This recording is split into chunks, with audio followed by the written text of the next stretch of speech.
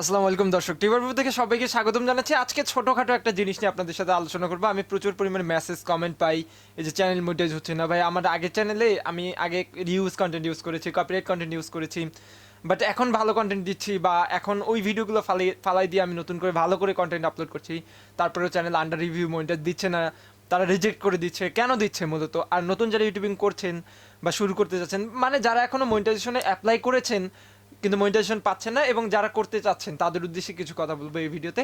নতুনরা অবশ্যই মনোযোগ সহকারে দেখবেন। আমি চেষ্টা করবো এই ভিডিওতে পুরো বিষয়টা আপনাদের সামনে ক্লিয়ার করে দেওয়ার জন্য।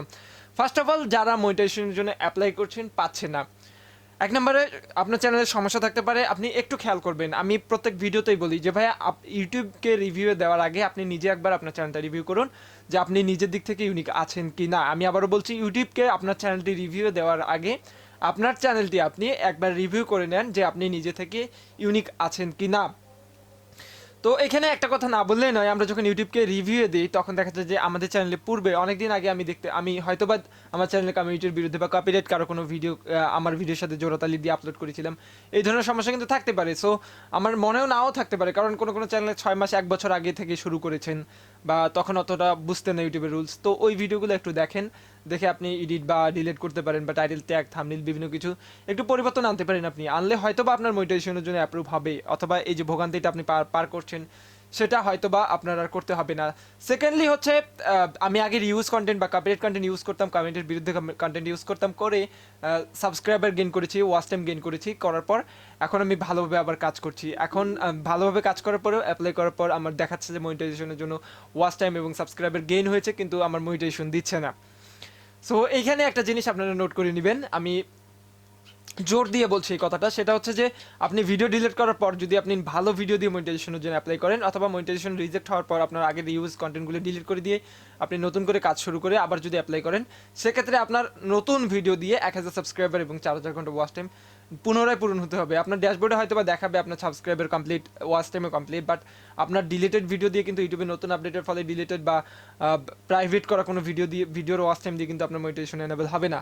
তো হয়তো বা শো করবে ওইখানে যে ওয়াচ টাইম কমপ্লিট হয়েছে, বাট ওইগুলো দিয়ে আপনার কোনোভাবেই অ্যাপ্রুভ হবে না। তো আপনার চ্যানেল আন্ডার রিভিউ থাকবে, আবার রিজেক্ট হবে, আবার দেবেন, আবার রিজেক্ট হবে। তো অবশ্যই যারা রিভিউজ কন্টেন্ট করে ইউজ করেছিলেন তারা অবশ্যই চেষ্টা করবেন যে সবগুলো ভিডিও ফালাই দিবেন, ফালাই দিয়ে আজকে থেকে শুরু করে, আজকের ডেটটা যেদিন ফালাই দিবেন সেদিন থেকে শুরু করে সেদিনের ডেটটা মনে রাখবেন। পরবর্তীতে 1 মাস 2 মাস 6 মাস পরে আপনি যেদিন অ্যাপ্লাই করতে যাবেন সেদিন একটু খেয়াল করবেন যে আসলে ওই দিন থেকে ওই দিনের মধ্যে আপনার 1000 সাবস্ক্রাইবার এবং 4000 ঘন্টা ওয়াচ টাইম হয়েছে কিনা। এখন অনেকে বলতে পারেন, ভাই এটা কীভাবে দেখবো? দেখার জন্য অ্যানালিটিক্সে যাবেন, ওই ডেটটা কাস্টমাইজ করে সিলেক্ট করে দিবেন, ওই ডেট থেকে আজকের ডেট পর্যন্ত যেদিন অ্যাপ্লাই করবেন সেদিনকার ডেট পর্যন্ত সিলেক্ট করে দিলে আপনি সুন্দরভাবে অ্যাপ্লাই দেখতে পারবেন যে আপনার 1000 সাবস্ক্রাইবার এবং 4000 ঘন্টা ওয়াচ টাইম হয়েছে কিনা। তো আবার নতুন যারা শুরু করছেন, দেখেন ভুল করতে করতে মানুষ কিন্তু শিখে। আমরা একটা পর্যায়ে বা বড় বড় ইউটিউবার যারা রয়েছেন, আমি অনেককে চিনি পার্সোনালি, যে তারা দেখি যে ভুল করতে করতে কিন্তু একটা জিনিস শিখেছে। তো একটা কাজ করেছে, ভুল হয়েছে, ডিলিট করেছে, বা চ্যানেল সাসপেন্ড হয়ে গেছে, আবার নতুন করে শুরু করেছে। তো আপনি হয়তো বা ভুল করতে করতে শিখবেন, দ্যাট মিনস ভেঙে পড়া বা ইউটিউব ছেড়ে দেওয়া, এরকমটা কিন্তু আসলে মানায় না ইউটিউবের মতো একটা প্ল্যাটফর্মে এসে। সো আপনি হয়তো বা একটা ভুল করেছেন দেখেই কিন্তু নতুন কিছু শিখতে পেরেছেন। আপনারা যারা সাকসেসফুল ইউটিউবার রয়েছেন, আমার ভিডিওগুলো দেখেন, আপনি একটু খেয়াল করবেন যে আপনি শুরুর দিকে অনেক ভুল করেছেন, ভুল থেকে কিন্তু নতুন কিছু শিখেছেন। তো ভুলের মাধ্যমে নতুন কিছু শেখা যায়।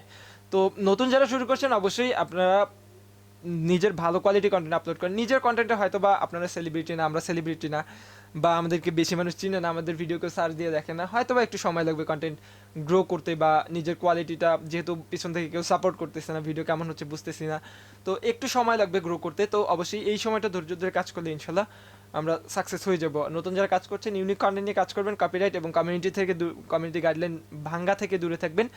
এগুলো না ভেঙে যদি সঠিক সময়ে ঠিকভাবে আপনি কাজ করেন, ইনশাল্লাহ আপনার চ্যানেল খুব দ্রুত গ্রো করবে। হয়তো বা শুরুর দিকটা একটু বেগ পেতে হতে পারে, বা শুরুর দিকটা একটু কষ্টকর হতে পারে, বাট আপনার ভবিষ্যৎ উজ্জ্বল আমি দেখতে পাচ্ছি।